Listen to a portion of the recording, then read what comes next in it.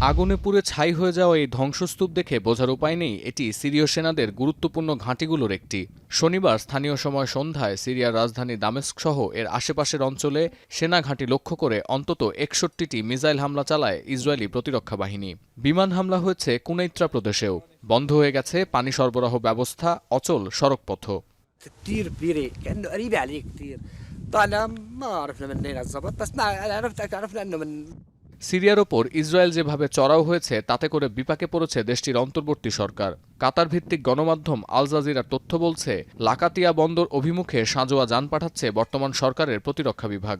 আসাদ সমর্থকদের নির্মূলের পাশাপাশি প্রশাসনকে ভাবতে হচ্ছে তুরস্ক সমর্থিত সিরিয়ান ন্যাশনাল আর্মি কিংবা কুর্দিশ সমর্থিত সিরিয়ান ডেমোক্রেটিক ফোর্সেসকে নিয়েও।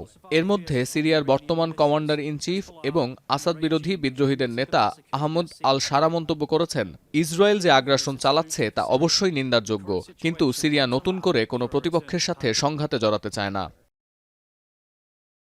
দীর্ঘদিন নীরবতা পালনের পর এবার সিরিয়া ইস্যুতে মুখ খুলেছেন লেবাননের সশস্ত্র সংগঠন হিজবুল্লাহ প্রধান নাইম কাশেম। বলেছেন, সিরিয়ায় সামরিক সহায়তা পাঠানোর সব পথ এখন বন্ধ। তবে শান্তিপূর্ণভাবে ক্ষমতা হস্তান্তরের পর দামেস্ক বৈরুত সম্পর্ক আরও স্বাভাবিক হতে পারে।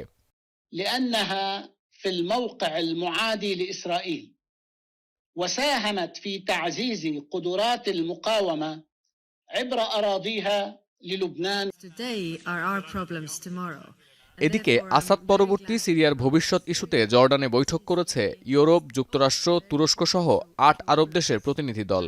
বাহরাইন, মিশর, ফ্রান্স, যুক্তরাজ্য, জার্মানি, লেবানন, কাতার, সৌদি আরব, সংযুক্ত আরব আমিরাতের পররাষ্ট্রমন্ত্রীদের পাশাপাশি উপস্থিত ছিল জাতিসংঘ ও ইউরোপীয় ইউনিয়নের প্রতিনিধি দল।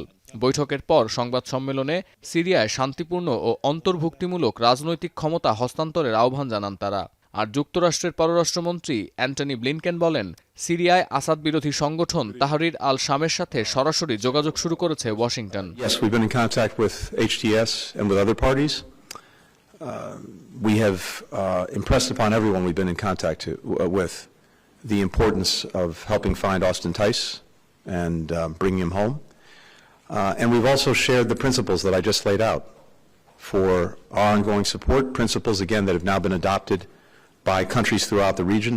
বৈঠকের পর 13 দেশের প্রতিনিধিদের পক্ষ থেকে জানানো হয়, ক্ষমতার পালাবদল হলেও নতুন সরকারকে অবশ্যই সিরীয় নাগরিকদের প্রতিনিধিত্ব করতে হবে। পশ্চিমা কূটনৈতিক মহল মনে করে, সিরিয়ায় অন্তর্ভুক্তিমূলক এমন একটি অসাম্প্রদায়িক সরকার ব্যবস্থা প্রয়োজন যেখানে সব মতাদর্শের মানুষের অংশগ্রহণ থাকবে।